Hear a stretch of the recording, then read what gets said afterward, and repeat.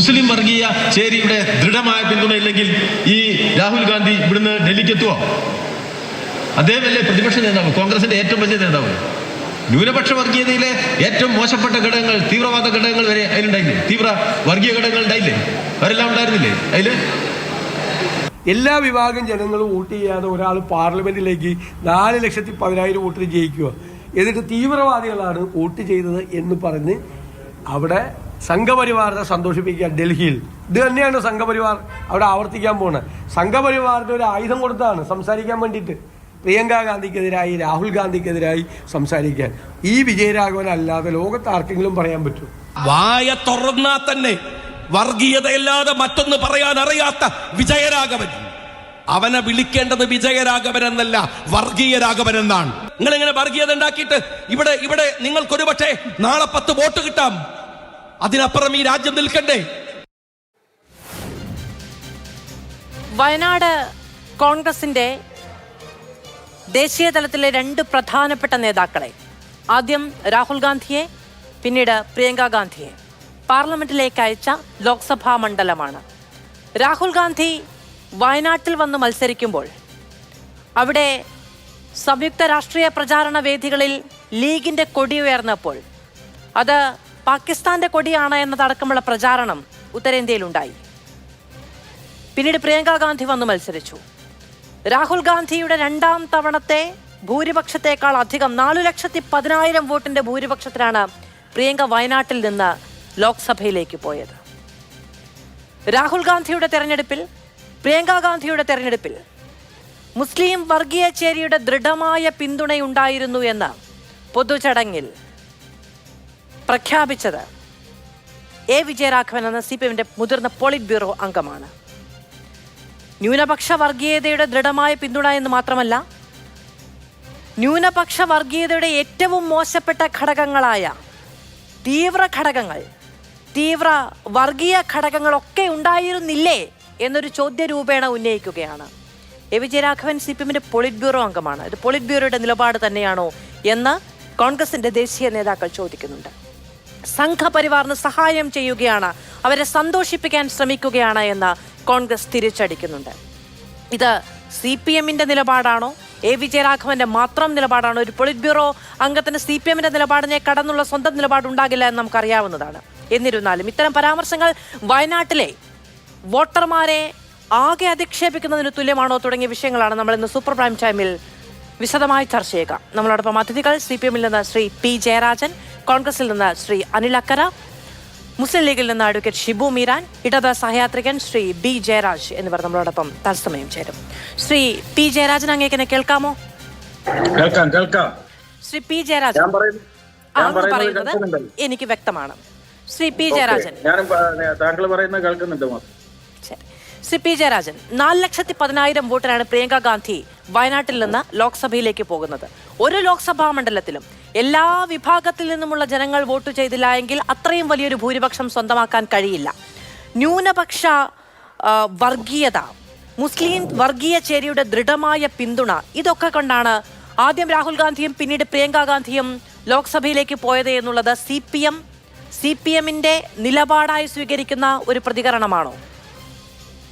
ഇവിടെ സഖാവ് വിജയരാഘവൻ വയനാട് CPM ജില്ലാ സമ്മേളനത്തിൽ നടത്തിയ പ്രസംഗത്തിലെ ഒരു ഭാഗം മാത്രം അടർത്തിയെടുത്ത് CPIM മുസ്ലിം വിരുദ്ധമാണെന്ന് സ്ഥാപിക്കാനാണ് പലരും പരിശ്രമിക്കുന്നത്. യഥാർത്ഥത്തിൽ എല്ലാ വശവും ഉദ്ഘാടന പ്രസംഗത്തിൽ അദ്ദേഹം പറഞ്ഞിട്ടുണ്ട്. ഒരു പള്ളിയിൽ നിന്ന് തുടങ്ങി 3 പള്ളിയിലേക്ക്, പിന്നെ 300 പള്ളികളെ ലക്ഷ്യം വെച്ചുകൊണ്ട് RSS സംഘപരിവാരം ഇന്ത്യയിലെമ്പാടുമുള്ള മുസ്ലിം ന്യൂനപക്ഷങ്ങളെ ലക്ഷ്യം വെച്ചിട്ടുള്ള കടന്നാക്രമണത്തെക്കുറിച്ച് അദ്ദേഹം പറഞ്ഞിട്ടുണ്ട്. അതേപോലെ RSS സംഘപരിവാരം രാജ്യത്തുടനീളം നടത്തുന്ന വർഗീയമായിട്ടുള്ള ആക്രമണങ്ങളെ പറ്റി പറഞ്ഞിട്ടുണ്ട്. ആ കൂട്ടത്തിൽ കോൺഗ്രസിന്റെ അവസരവാദപരമായിട്ടുള്ള സമീപനവും തുറന്നു കാണിച്ചു. കോൺഗ്രസ് യഥാർത്ഥത്തിൽ വർഗീയ ശക്തികളെ കൂട്ടുപിടിക്കുന്നില്ലേ? കോലീബി സഖ്യം മറന്നുപോയോ? 1960 നിയമസഭാ തെരഞ്ഞെടുപ്പിൽ EMS മത്സരിച്ച പട്ടാമ്പി മണ്ഡലത്തിൽ ജനസംഘത്തിന്റെ സ്ഥാനാർത്ഥിയെ പിൻവലിപ്പിച്ചുകൊണ്ട് കോൺഗ്രസ് സ്ഥാനാർത്ഥിയെ ജയിപ്പിക്കാൻ നടത്തിയ ഹീനമായിട്ടുള്ള ശ്രമം മറന്നുപോയോ? അപ്പോൾ കമ്മ്യൂണിസ്റ്റുകാരെ എതിർക്കാൻ വേണ്ടി RSSകാരെയും ജനസംഘക്കാരെയും അന്ന് കൂട്ടുപിടിച്ചു. 91 അവര് BJP-യുമായിട്ട് കൂട്ടുകിട്ടുണ്ട്. അങ്ങനെയാണ് കോലീബി സഖ്യം. അതേക്കുറിച്ച് KG മാരാരുടെ ജീവചരിത്ര ഗ്രന്ഥത്തിൽ പാഴായ പരീക്ഷണം എന്നുള്ള അധ്യായത്തിൽ കൃത്യമായി പറഞ്ഞു വെച്ചല്ലോ. RSSകാർ തന്നെ അത് പറഞ്ഞു വെച്ചല്ലോ. അപ്പോൾ കോൺഗ്രസും ലീഗും BJP-യും തമ്മിൽ കൂട്ടുകെട്ടാവാം. ഇവിടെ കേരളത്തിൽ സമീപകാലത്ത് ഉണ്ടായിട്ടുള്ളത് RSSന്റെ ഹിന്ദു ഏകീകരണ ശ്രമത്തിന് ബദലായിട്ട് മുസ്ലിം ഏകീകരണ ശ്രമം നടക്കുകയാണ്. അതിന് കാർമ്മികത്വം വഹിക്കുന്നത് ജമാഅത്തെ ഇസ്ലാമിയാണ്. ലീഗ് തന്നെ ജമാഅത്തവൽക്കരിക്കപ്പെടുന്നു.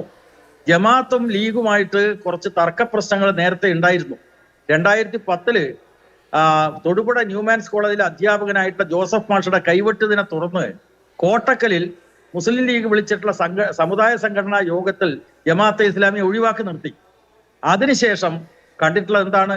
ജമാഅത്തെ ഇസ്ലാമിയുടെ വെൽഫെയർ പാർട്ടിയെയും അതുപോലെ തന്നെ പോപ്പുലർ ഫ്രണ്ടിന്റെ SDPI-യെയും ലീഗ് കൂട്ടുപിടിക്കുന്നു. അതിന് കാർമ്മികത്വം വഹിക്കുന്നു കോൺഗ്രസ്.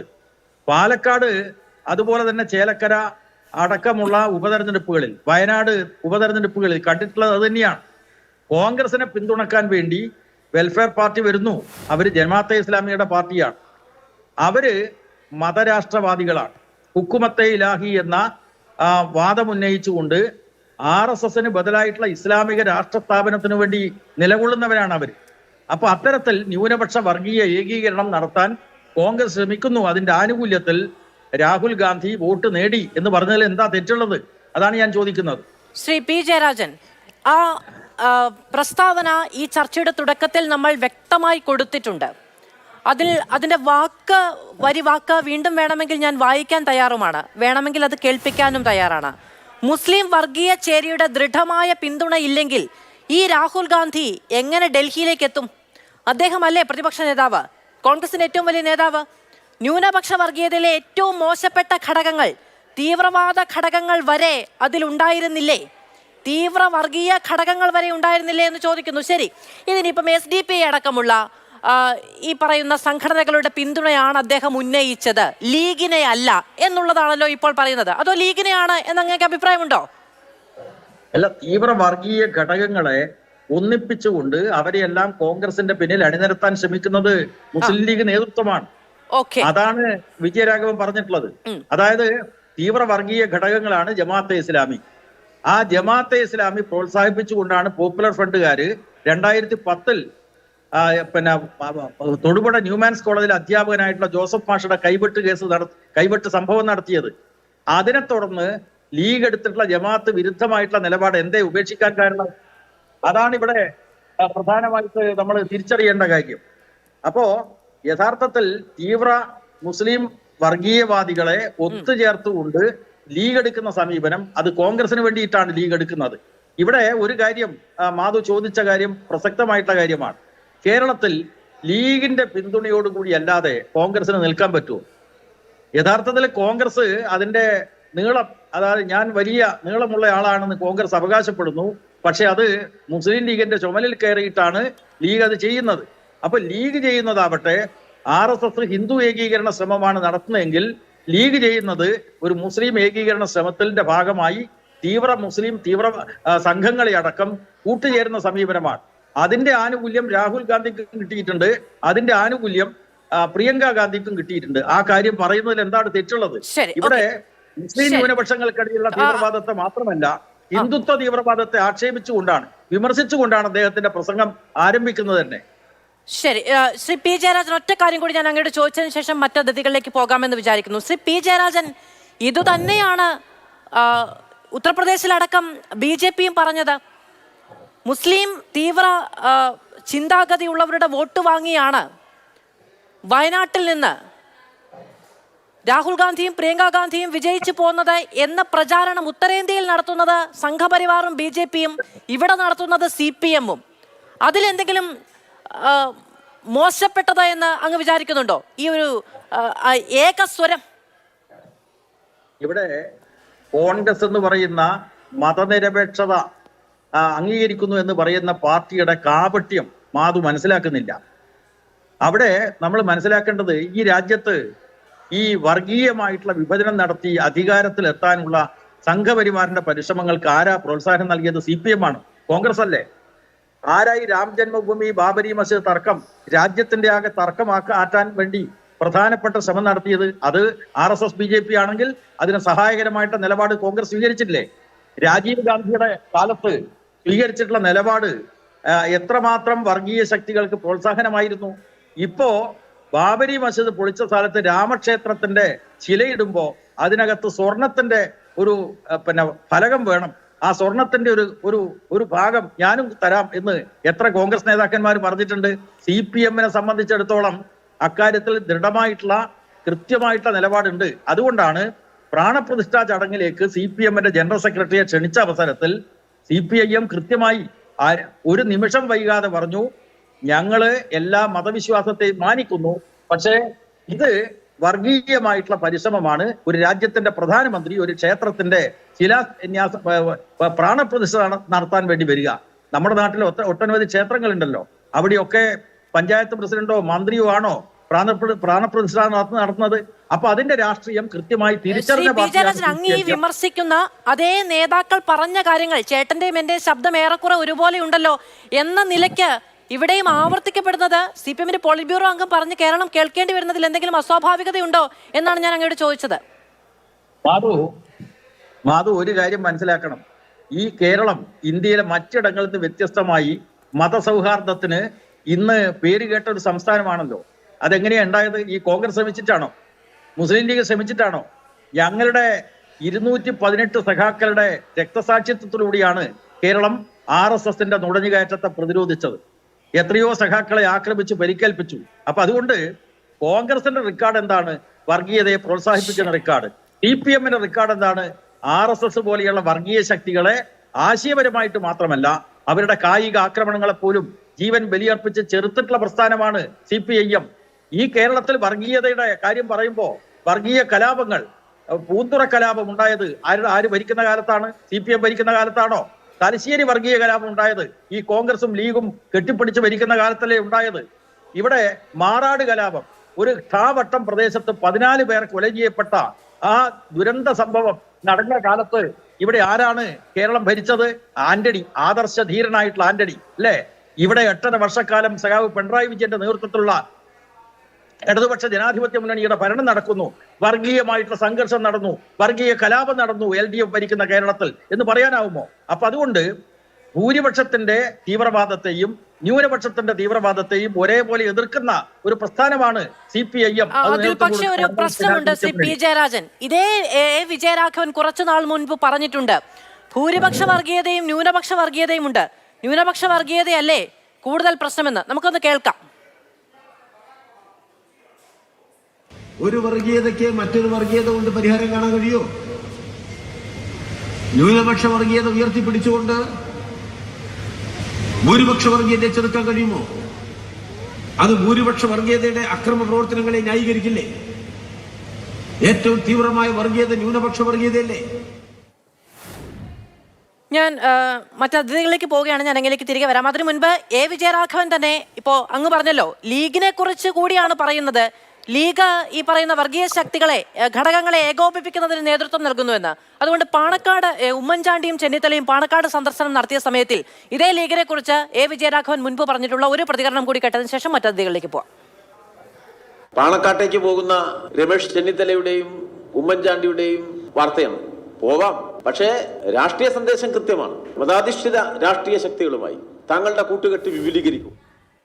ശ്രീ അനിലക്കർ, ഞാൻ അങ്ങിലേക്ക് വരാം. അതിനു മുൻപ് അഡ്വക്കേറ്റ് ഷിബു മീരാൻ, ലീഗ് ഇവിടെ പ്രവർത്തിക്കുന്ന മുഴുവൻ വർഗീയ ഘടകങ്ങളെയും ഏകോപിപ്പിച്ച് കോൺഗ്രസിന് അനുകൂലമായ സാഹചര്യം ഉണ്ടാക്കുകയാണോ? അങ്ങനെ ഉണ്ടാക്കിയതിന്റെ ഗുണഫലം കൈക്കൊണ്ടാണോ രാഹുൽ ഗാന്ധിയും പ്രിയങ്ക ഗാന്ധിയും വയനാട്ടിൽ നിന്ന് ജയിച്ചു പോയത്?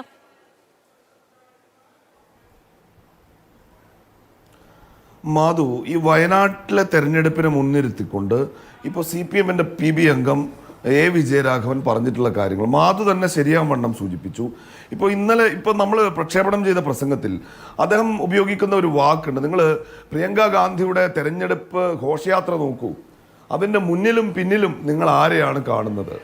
2019 അന്ന് BJP-യുടെ ദേശീയ പ്രസിഡന്റായിരുന്ന അമിത്ഷാ പറയുന്നത്, വയനാട്ടിലെ രാഹുൽ ഗാന്ധിയുടെ തെരഞ്ഞെടുപ്പ് പ്രചരണ ഘോഷയാത്രകൾ കാണുമ്പോൾ ഇത് ഇന്ത്യയിലാണോ പാകിസ്ഥാനിലാകുന്നോ എനിക്ക് മനസ്സിലാവുന്നില്ല എന്നതാണ്.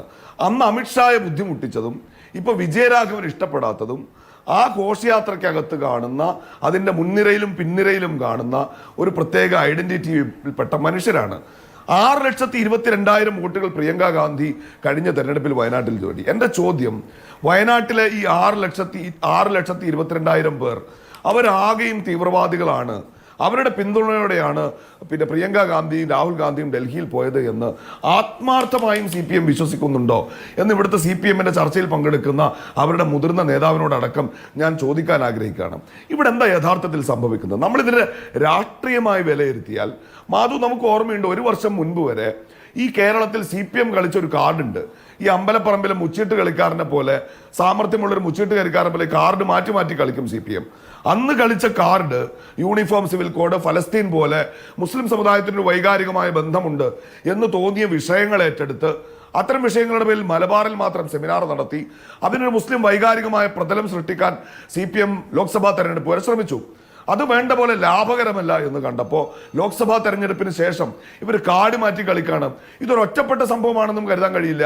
ഇപ്പൊ വിജയരാഘവന്റെ പ്രസ്താവനയാണ് ഈ ആഴ്ചയെങ്കിൽ, കഴിഞ്ഞ ആഴ്ച നമ്മൾ ചർച്ച ചെയ്തത് ഒരു വ്യായാമ കൂട്ടായ്മ, ഒരു നിലക്കും ഒരു ആയുധ പരിശീലനം എന്നൊന്നും പറയാൻ കഴിയാത്ത പകൽ വെളിച്ചത്തിൽ നടക്കുന്ന ഒരു വ്യായാമ കൂട്ടായ്മ മുൻനിർത്തിക്കൊണ്ട് ആ വ്യായാമ കൂട്ടായ്മയ്ക്ക് മുസ്ലിം തീവ്രവാദ ബന്ധം ആരോപിക്കാൻ ഈ കേരളത്തിൽ തന്നെ ഏറ്റവും ശക്തമായ ഒരു പാർട്ടി ഘടകം എന്ന് പറയാൻ കഴിയുന്ന കോഴിക്കോട്ടെ പാർട്ടി ജില്ലാ സെക്രട്ടറി ശ്രമിച്ചത് നമ്മൾ കണ്ടു.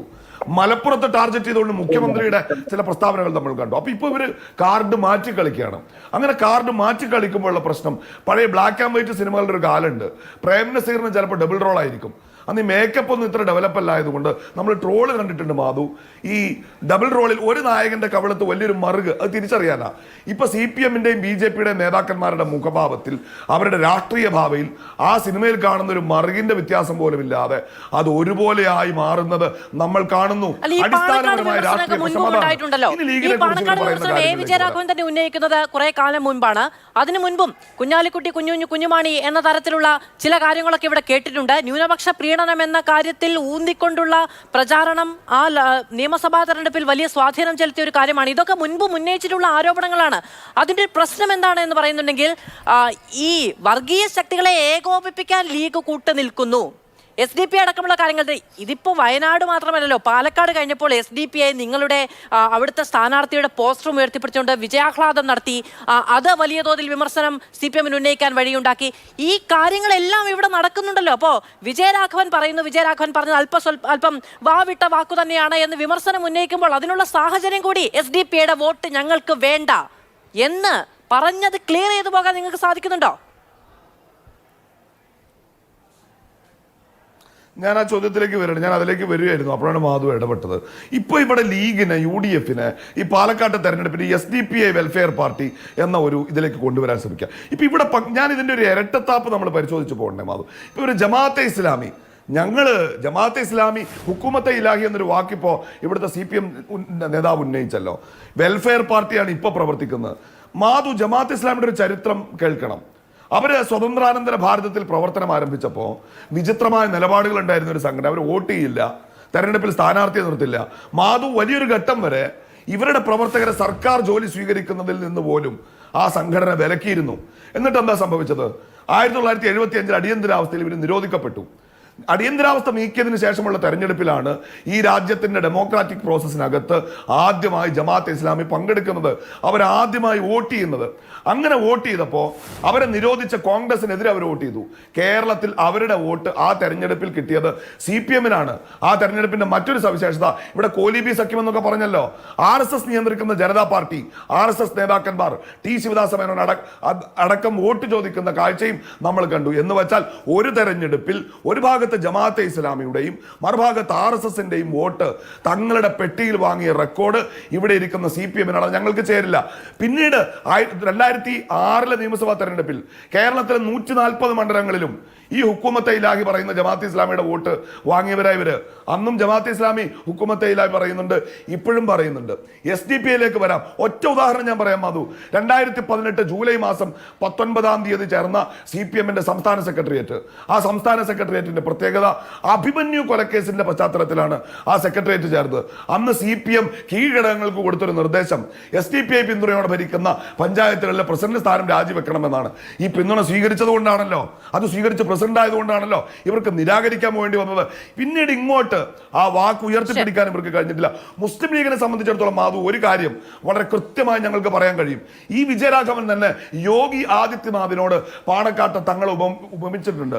അതേ പാർട്ടിയുടെ സംസ്ഥാന സെക്രട്ടറി തന്നെ മറ്റൊരു ഘട്ടത്തിൽ മുസ്ലിം ലീഗ് ഈ നാടിന്റെ മതനിരപേക്ഷത ഉയർത്തിപ്പിടിക്കാൻ ഭൂരിപക്ഷ ന്യൂനപക്ഷ വർഗീയതകൾക്കെതിരെ, വിശേഷിച്ച് ഒരു ധാർമ്മിക ഉത്തരവാദിത്തം എന്ന നിലക്ക് ന്യൂനപക്ഷ വർഗീയതക്കെതിരെ ഞങ്ങൾ ഉയർത്തിപ്പിടിച്ചിട്ടുള്ള ഒരു നിലപാട്, അതിന്റെ പേരിൽ മുസ്ലിം ലീഗിന് വലിയ സ്വീകാര്യത.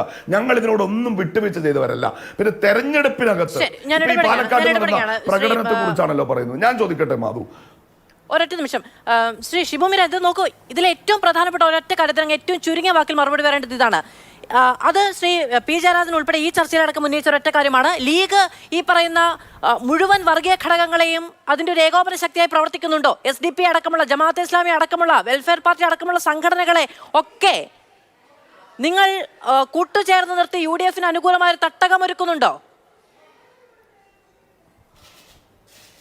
ഒരിക്കലുമില്ല. ന്യൂനപക്ഷ വർഗീയത എന്ന് വിളിക്കപ്പെടുന്ന മുസ്ലിം വൈകാരികമായ രാഷ്ട്രീയത്തിനെതിരെ തുടക്കം മുതൽ ഒടുക്കം മുതൽ വരെ പൊരുതി നിന്ന പ്രോജ്വലമായ ചരിത്രം ഞങ്ങൾക്ക് അവകാശപ്പെടാൻ കഴിയും. CPM പോലും ഒരു ഘട്ടത്തിൽ അത് അംഗീകരിച്ചതാണ്.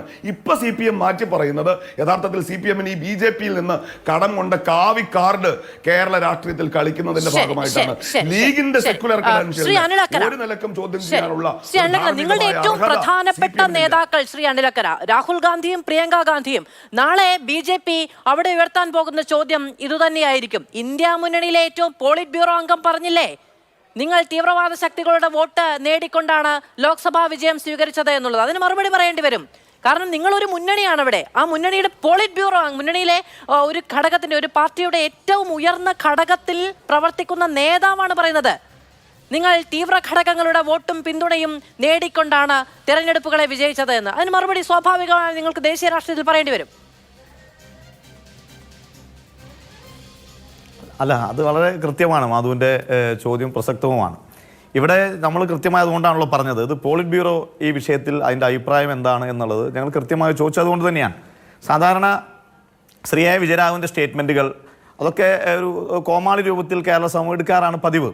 പക്ഷേ അതിനകത്ത് ചില സ്റ്റേറ്റ്മെൻറ്റുകളൊക്കെ ഈ പറഞ്ഞ പോലെ മുസ്ലിം വിഭാഗത്തിനെതിരായിട്ടുള്ള കടുത്ത രീതിയിലുള്ള ബോംബിംഗ് നടത്തുന്ന പോലുള്ള ചില ഒരു വെപ്പൺ എന്ന രീതിയിൽ വിജയരാഘവൻ്റെ വാക്കുകൾ നമുക്ക് പലപ്പോഴും കണ്ടിട്ടുണ്ട്. ചിലതൊക്കെ തമാശ രൂപത്തിലാണ് നമ്മൾ കാണുന്നത്. ഇപ്പോൾ കേച്ചേരിയിൽ നടത്തിയ പ്രസംഗം, 10 കാറ് എന്തിനാണ് പോകുന്നത്, ആ കാറിൽ പോകുന്ന ആ ആളുകൾക്ക് നടന്നു പോയാൽ പോരെ. ചിലപ്പോൾ അത് മുഖ്യമന്ത്രിയെ ട്രോൾ ചെയ്തായിരിക്കാം. അത് ഈ കുന്നോളം വഴി ഒഴിവായി പോകുന്ന മുഖ്യമന്ത്രി നമ്മൾ കണ്ടിട്ടുണ്ട്. 10 കാറിൽ പോകുന്ന മുഖ്യമന്ത്രി ആ കാറ് ഒഴിവാക്കി നടന്നു. അതൊക്കെ ചിലപ്പോൾ ആ രൂപത്തിൽ നമ്മൾ എടുക്കാറാണ് പതിവ്. പക്ഷേ ഇത് അതിൽ നിന്നൊക്കെ കടന്ന് വളരെ ഭീകരമായ രീതിയിൽ എ വിജയരാഘവൻ്റെ സ്റ്റേറ്റ്മെൻറ്റുകൾ, നേരത്തെ ഷിബു ബിരാൻ പറഞ്ഞ പോലെ തന്നെ അദ്ദേഹത്തിൻ്റെ സ്റ്റേറ്റ്മെൻറ്റുകൾ നമ്മൾ എടുത്താൽ, നിങ്ങളും നേരത്തെ കുറച്ച് സ്റ്റേറ്റ്മെൻറ്റുകൾ കാണിച്ചു. മുസ്ലിം വിരുദ്ധത ഭയങ്കരമായ രീതിയിൽ തുപ്പുന്നൊരു വിജയരാഘവനെ ഇന്നും നിലയും കാണാൻ തുടങ്ങിയതല്ല. ഈ സ്റ്റേറ്റ്മെൻറ്റിനേക്കാൾ ഉപരിയായി ഇതിനേക്കാൾ മുൻപ് വിജയരാഘവൻ നടത്തിയ സ്റ്റേറ്റ്മെൻറ്റുകൾ നമ്മൾ കാണണം. അദ്ദേഹത്തിന് മുസ്ലിം വിഭാഗത്തോട് കടുത്ത രീതിയിലുള്ള വൈരാഗ്യമുണ്ട് എന്ന രീതിയിലുള്ള സ്റ്റേറ്റ്മെൻറ്റുകളാണ് എ വിജയരാഘവൻ എടുക്കുന്നത്. അത് ഒരു പക്ഷേ അദ്ദേഹം കോഴിക്കോട് മത്സരിച്ച സമയത്ത് വിജയരാഘവൻ ഉദ്ദേശിച്ച രീതിയിൽ മുസ്ലിം വിഭാഗത്തിൻ്റെ വോട്ടുകൾ അദ്ദേഹത്തിന് കിട്ടാതിരുന്നുകൊണ്ടാകാം. അതല്ലെങ്കിൽ കഴിഞ്ഞ തെരഞ്ഞെടുപ്പിൽ പാലക്കാട് മത്സരിച്ചപ്പോൾ ആ വിഭാഗത്തിൻ്റെ വോട്ടുകൾ അദ്ദേഹത്തിന് കിട്ടാതിരുന്നതുകൊണ്ടാവാം ആ രീതിയിൽ ചിലർ പറയുന്നത്. പക്ഷേ ഇപ്പം PJ കൂടി ഏറ്റവും സീനിയറായ നേതാവ് വിജയരാഘവനെ പിന്തുണയ്ക്കുന്നതോടുകൂടി നമുക്ക് ആ സംശയങ്ങൾ ബലപ്പെടുകയാണ്. ഇത് CPM-ൻ്റെ പിന്നെ പാർട്ടി തീരുമാനമാണോ എന്ന് നമ്മൾ ചിന്തിക്കേണ്ടതായിട്ടുണ്ട്. വിജയരാഘവൻ പറഞ്ഞ സ്റ്റേറ്റ്മെൻറ്റുകൾ, മുസ്ലിം വിരുദ്ധ സ്റ്റേറ്റ്മെൻറ്റുകൾ എവിടേക്കാണ് തുടങ്ങുന്നത്? ഈ പാർലമെൻറ്റ് തെരഞ്ഞെടുപ്പിൻ്റെ തൊട്ടു മുമ്പ് നടന്ന പാർലമെൻറ്റ് തെരഞ്ഞെടുപ്പ്, 2019 പാർലമെൻറ്റ് തെരഞ്ഞെടുപ്പിൽ ആലത്തൂർ പാർലമെൻറ്റ് സ്ഥാനാർത്ഥിയെ രമ്യ ഹരിദാസിനെതിരായി എ വിജയരാഘവൻ നടത്തിയ സ്റ്റേറ്റ്മെൻറ്റ് എന്താണ്? പാണക്കാട്ടേക്ക് പോയോ, അത് കഴിഞ്ഞാൽ കുഞ്ഞാലിക്കുട്ടിയെ കണ്ടോ, എന്തായിരിക്കും ആ കുട്ടിയുടെ സ്ഥിതി എന്ന് പാണക്കാട്ടെയും അതുപോലെ തന്നെ കുഞ്ഞാലിക്കുട്ടിയെയും പേരെടുത്ത് പറഞ്ഞുകൊണ്ടുള്ള അദ്ദേഹത്തിൻ്റെ സ്റ്റേറ്റ്മെൻറ്റ് പൂർണ്ണമായും മുസ്ലിം വിരുദ്ധ സ്റ്റേറ്റ്മെൻറ്റാണ് ശ്രീ എ വിജയരാഘവൻ നടത്തിയത്. അതുമായി ബന്ധപ്പെട്ട് ഇപ്പോൾ ആലത്തൂർ കോടതിയിൽ അതുമായി ബന്ധപ്പെട്ട കേസ് നിലനിൽക്കുന്നുണ്ട് ഈ പറഞ്ഞ സ്റ്റേറ്റ്മെൻറ്റുകളുമായി ബന്ധപ്പെട്ട്. അപ്പം ഒരു ഭാഗത്ത് അശ്ലീലമായ വാക്കുകൾ ഉപയോഗിക്കുന്ന വിജയരാഘവൻ, ഒരു ഭാഗത്ത് മുസ്ലിം തീവ്രത ഉപയോഗിക്കുന്ന പിന്നെ എ വിജയരാഘവൻ, അത് വളരെ വളരെ മോശപ്പെട്ട രീതിയിലാണ് അദ്ദേഹത്തിൻ്റെ പ്രവർത്തനങ്ങൾ. ഇവിടെ RSSുമായി ബന്ധപ്പെട്ട വിഷയത്തിൽ പക്ഷേ ശ്രീ അനിൽ അക്കരെ ഇത് നോക്കുമ്പോൾ വളരെ കൃത്യമായ മറുപടി പറഞ്ഞു. പ്രതിപക്ഷ നേതാവ് വി ഡി സതീശൻ പറഞ്ഞത് 4,10,000 വോട്ട് വാങ്ങിയാണ് പ്രിയങ്ക ഗാന്ധി അവിടെ ജയിച്ചത്. അതെങ്ങനെയാണ് എല്ലാ ഘടകങ്ങളിലുമുള്ള എല്ലാ മനുഷ്യരുടെയും ജനാധിപത്യ വിശ്വാസികളുടെയും വോട്ടില്ലെങ്കിൽ അങ്ങനെ ജയിക്കാൻ കഴിയുക എന്നൊരു ചോദ്യം ഉന്നയിച്ചു. പക്ഷേ ഇപ്പോ ശ്രീ പി ജയരാജൻ ഈ ചർച്ചയിൽ പറയുന്ന കാര്യം ഈ 4,10,000 പ്രിയങ്ക ഗാന്ധി സമാഹരിച്ച 6 ലക്ഷം വോട്ടുകളോ തീവ്ര ഘടകങ്ങളുടെ വോട്ടുകളാണ് എന്നുള്ളതല്ല, അതിൽ ഈ ഘടകങ്ങളില്ലേ എന്ന ചോദ്യമാണ് ഉന്നയിച്ചത് എന്നുള്ളത്. അല്ല, ഇവിടെ പിന്നെ പി ജെ ഞാൻ വളരെ ബഹുമാനിക്കുന്ന നേതാവ്, മറ്റ് CPM നേതാക്കന്മാരെക്കാളൊക്കെ വളരെ വ്യത്യസ്തമായി ഞാൻ ഇഷ്ടപ്പെടുന്ന ഒരാളാണ്. ഞാൻ MLA ഹോസ്റ്റലിൽ അദ്ദേഹം കടന്നു പോകുന്ന സമയത്ത് ഞാൻ അദ്ദേഹത്തെ നോക്കി നിന്നിട്ടുള്ള ഒരു രാഷ്ട്രീയ പ്രവർത്തനമാണ്. ഞാൻ അദ്ദേഹത്തെ ഇഷ്ടപ്പെടുന്നതാണ്. പക്ഷേ അദ്ദേഹം നിന്ന സ്റ്റേറ്റ്മെൻറ്റുകളൊക്കെ വളരെ മോശമായി എന്നൊരു അഭിപ്രായമാണ് എനിക്കുള്ളത്. അദ്ദേഹം പിന്നെ കോൺഗ്രസുമായി ബന്ധപ്പെട്ട് RSSനെ കൂട്ടിക്കെട്ടാൻ ശ്രമിക്കുകയാണ്. ഇവിടെ ഈ പറഞ്ഞതുപോലെ ഞാൻ അത് പറഞ്ഞതിലേക്ക് വരാം. ഇവിടെ എനിക്ക് ഓർമ്മ വരുന്നത് SFIയുടെ ഒരു രക്തസാക്ഷി ഉണ്ടായിരുന്നു. ബഹുമാനായ അവരുടെ രക്തസാക്ഷി സൈദാലി എന്ന് പറയുന്ന രക്തസാക്ഷി ഉണ്ടായിരുന്നു. SFIയുടെ രക്തസാക്ഷിയാണ്. SFIയുടെ 2ാമത്തെയും 3ാമത്തെയും രക്തസാക്ഷിയാണ്. സൈദാലി പിടഞ്ഞു വീണ് മരിച്ചത്, കുത്തേറ്റ് മരിച്ചത് പട്ടാമ്പി സംസ്കൃത കോളേജിലാണ്. RSSകാരുടെ കുത്തേറ്റ് സൈദാലി മരിച്ചത്. ആ കേസിൽ ഒരു 13ാം പ്രതി ഉണ്ടായിരുന്നു ശ്രീ പി ജെ. പിന്നെ അദ്ദേഹത്തിൻ്റെ പേര് ശങ്കരനാരായണൻ എന്നായിരുന്നു. ശങ്കരനാരായണൻ എന്ന് പറഞ്ഞൊരു പ്രതി ഉണ്ടായിരുന്നു.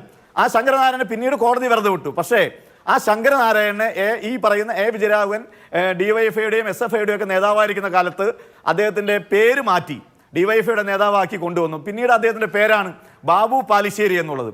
SFIയുടെ രക്തസാക്ഷി സൈദാലിയെ കുത്തിക്കൊലപ്പെടുത്തിയ കേസിലെ 13ാം പ്രതിയായ K ശങ്കരനാരായണൻ പേര് മാറ്റി ബാബു പാലിശ്ശേരി എന്ന പേര് സ്വീകരിച്ച് അദ്ദേഹത്തെ കുന്നംകുളത്തെ DYFIയുടെ ഏരിയ സെക്രട്ടറിയും പിന്നീട് DYFIയുടെ ജില്ലാ സെക്രട്ടറിയും പിന്നീട് കുന്നംകുളത്തെ പാർട്ടിയുടെ ഏരിയ സെക്രട്ടറിയും പിന്നീട് അദ്ദേഹത്തെ CPMന്റെ ജില്ലാ സെക്രട്ടേറിയറ്റ് അംഗവും പിന്നീട് കുന്നംകുളത്ത് MLAയുമാക്കിയ ചരിത്രം ഈ പാർട്ടിക്കുണ്ട് എന്നുള്ളത് ജയരാജൻ മറക്കരുത്.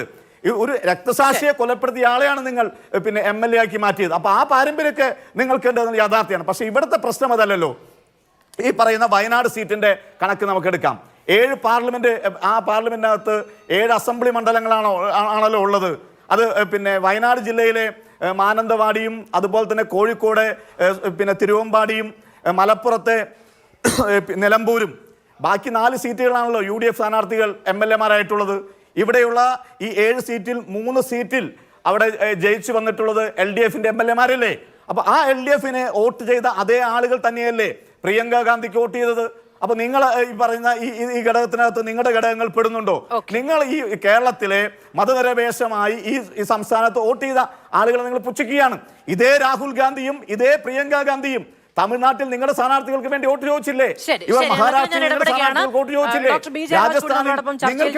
ഇടത് സഹയാത്രികൻ ഡോക്ടർ ബി ജയരാജ് കൂടി നമ്മളോടൊപ്പം ചർച്ചയിൽ ചെയ്യുന്നുണ്ട്. ഡോക്ടർ ബി ജയരാജ്, ഇപ്പൊ PK കുഞ്ഞാലിക്കുട്ടി പറഞ്ഞത് CPM പച്ചയ്ക്ക് വർഗീയത പറയുന്നു എന്നുള്ളതാണ്.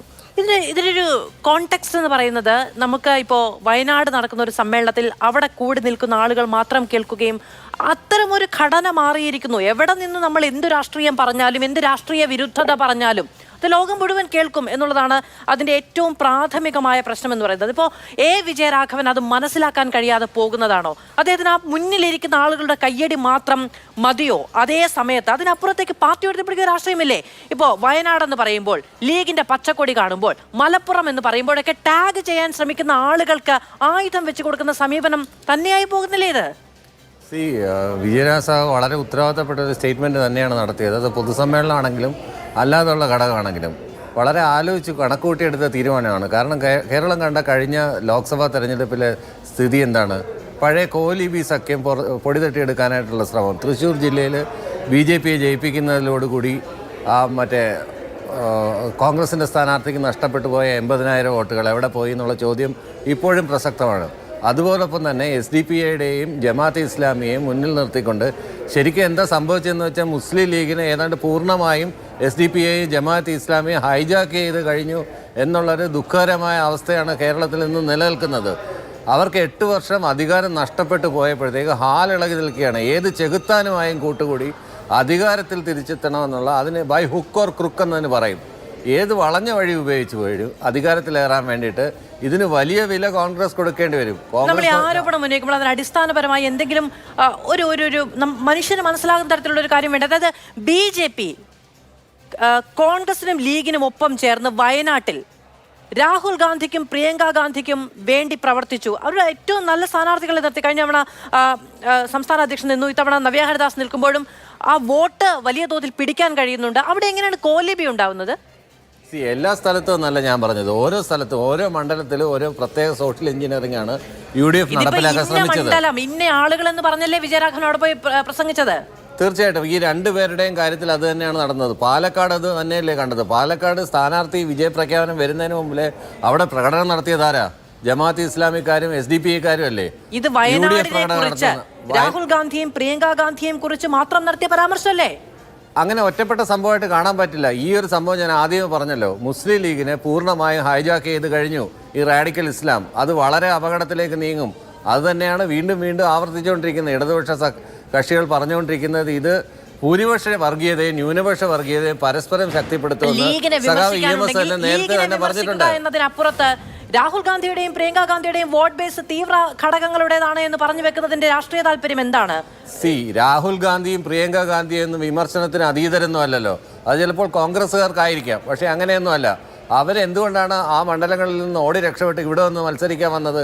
ഇവിടെ വന്ന് ഇന്ത്യ മുന്നണിയുടെ ഭാഗമായിട്ട് വന്നതുകൊണ്ട് രാഹുൽ ഗാന്ധി എന്ത് നിരുത്തരവാദിത്തപരമായ പ്രസ്ഥാനമാണ്.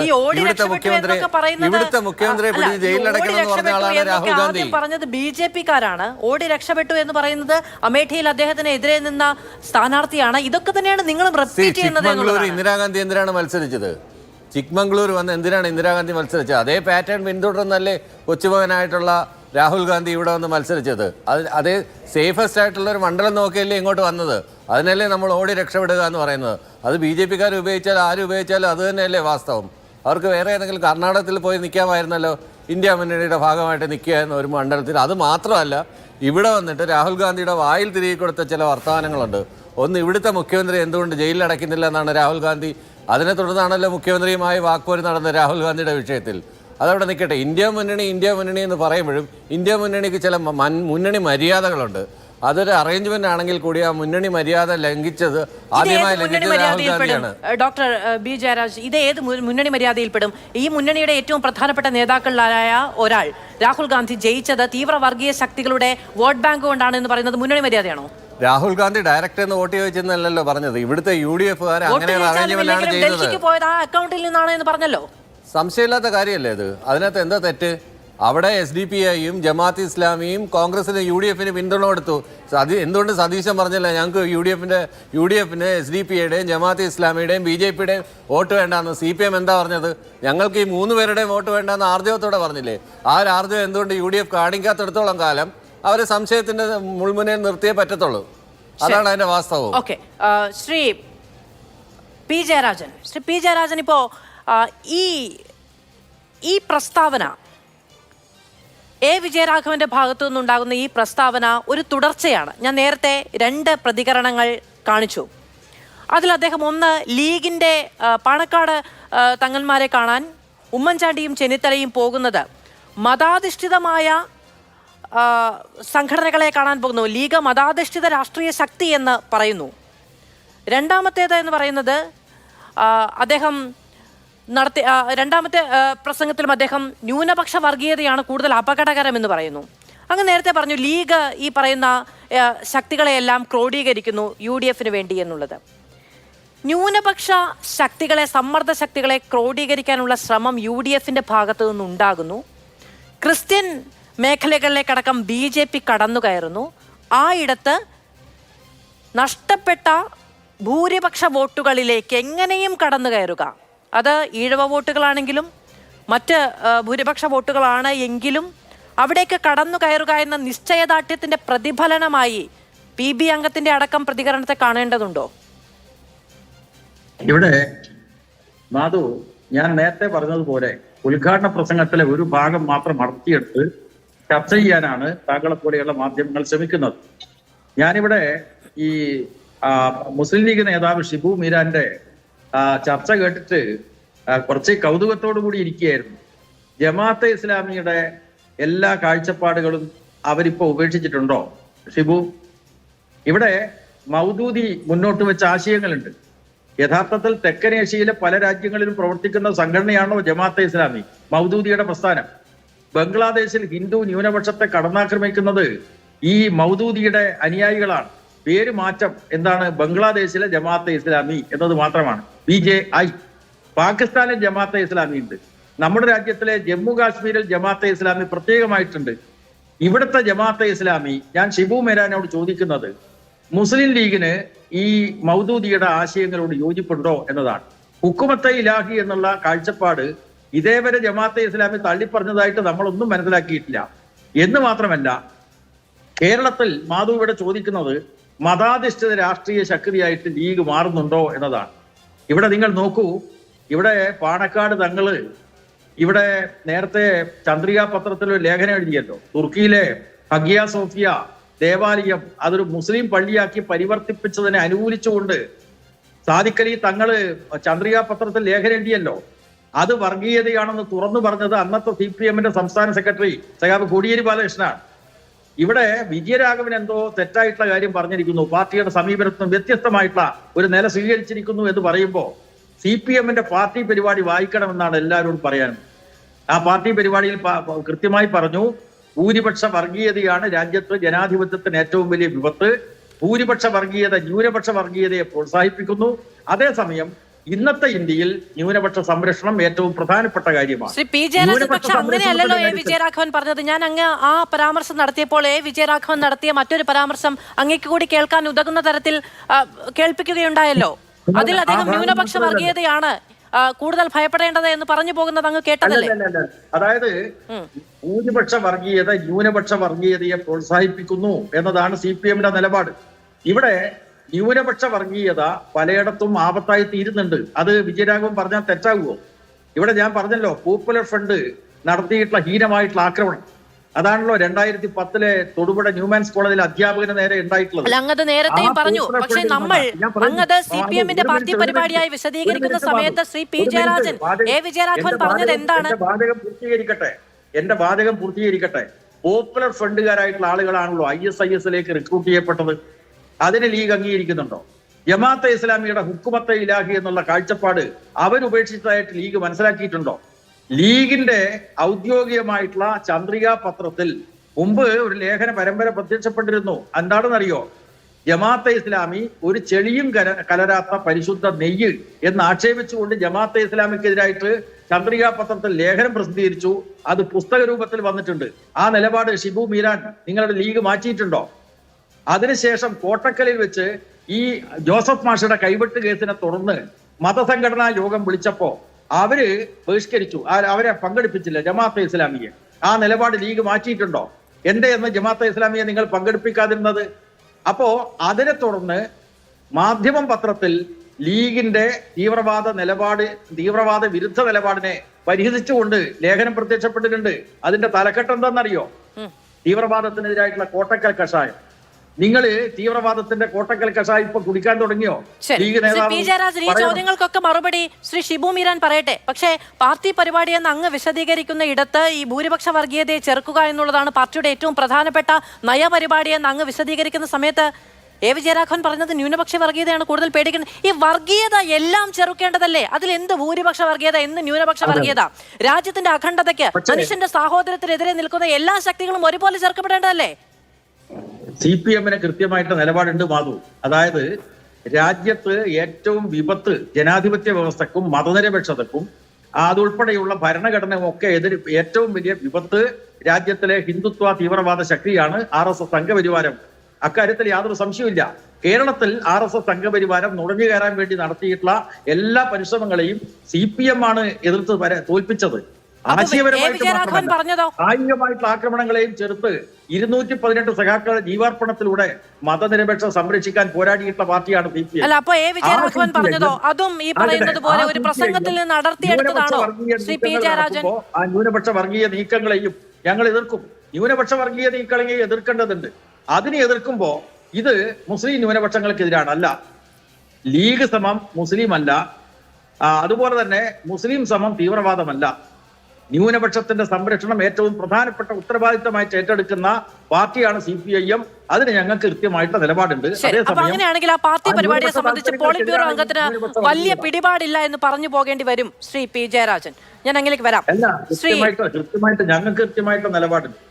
അതെ, CPM-ന് കൃത്യമായ നിലപാടുണ്ടെന്ന് CPM പറഞ്ഞിട്ടുണ്ട്. പക്ഷെ പോളിറ്റ് ബ്യൂറോ അംഗം മുക്കിന് ഈ പറയുന്ന ആളുകളുടെ കയ്യടി കേൾക്കാൻ വേണ്ടി പറയുന്ന കാര്യങ്ങളിൽ വൈരുദ്ധ്യമുണ്ട് എന്നുള്ളത് ഞാൻ പറഞ്ഞു എന്നേ ഉള്ളൂ. ഈ കാര്യങ്ങൾ പറയുന്ന ഇടത്ത് A. വിജയരാഘവൻ എവിടെ പിഴച്ചു പോകുന്നുണ്ട്? അനിൽ അക്കര പറഞ്ഞിട്ടുള്ള ഒരു കാര്യത്തിന് കൂടി മറുപടി പറയാം. അനിൽ അക്കര ഇവിടെ പറഞ്ഞല്ലോ, അവിടെ 6 ലക്ഷം വോട്ട് കിട്ടി, അതൊക്കെ വർഗീയവാദത്തിന്റെ വോട്ടാണോ എന്നൊക്കെ ചോദിക്കുമ്പോ അവിടെ SDPI-യുടെയും അതുപോലെ പോപ്പുലർ ഫ്രണ്ടിന്റെയും വെൽഫെയർ പാർട്ടിയുടെയും ജമാഅത്തെ ഇസ്ലാമിയുടെയും ഒക്കെ പിന്തുണ നിങ്ങൾ വാങ്ങിച്ചല്ലോ.